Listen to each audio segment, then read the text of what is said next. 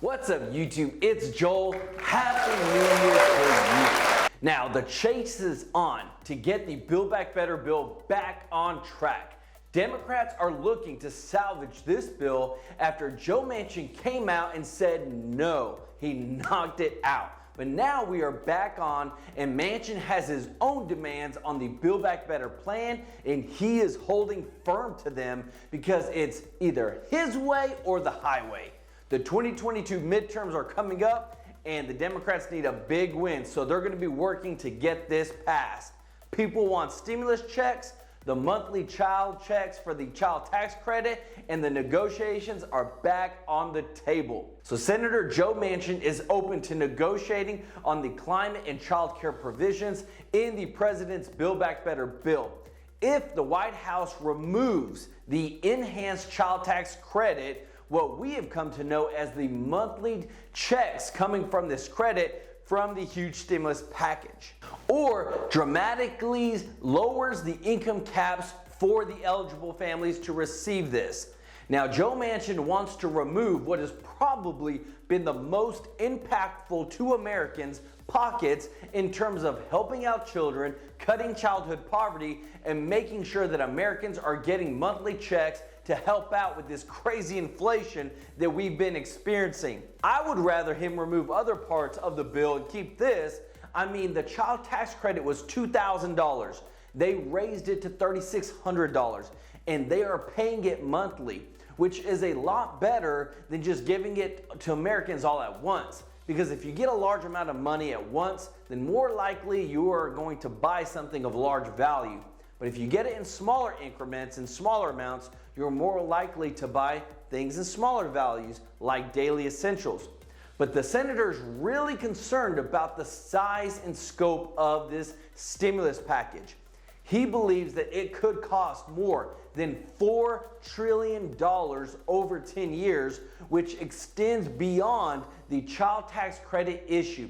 And he continues to tell his colleagues that he's concerned about the inflationary effects of so much government spending. He doesn't want inflation to continue to rise. The Bureau of Labor Statistics will release its next consumer price index on January 12th. So last month's reading put inflation at 6.8% for the year, which is where Manchin is saying that this cannot continue. This has to stop, and the government will not aid to it by spending more. Biden and Manchin agreed to continue to talk, and Manchin even stayed in touch with senior White House officials over the holidays. Now, the week before Christmas, reports did emerge about how close he and Biden were on a potential deal. The deal included a $1.8 trillion offer from Manchin that contained money for universal preschool and green tax credits, but nothing for the child tax credit, which provides the families with what we talked about, those monthly checks. Now, the families who could actually receive those checks could make up to $400,000 per year and still receive that enhanced child tax credit, but that has ended. One possible solution to the current deal would be to remove the child tax credit from the Build Back Better bill. Now, there are some Republicans that are in favor of the enhanced child tax credit, like Senator Mitt Romney. He is supportive of the child tax credit, but it's very unclear if the Democrats can in total get another 10 Republicans to vote on their side to pass this huge stimulus package through the normal process and get 60 votes. Now, MSNBC host Tiffany Cross claimed that Americans are uninterested in the cost of the lofty Build Back Better social policy package. Literally, one of the main concerns for Manchin is the cost and finding the true cost of the bill. But is it a concern for the average American? I think so.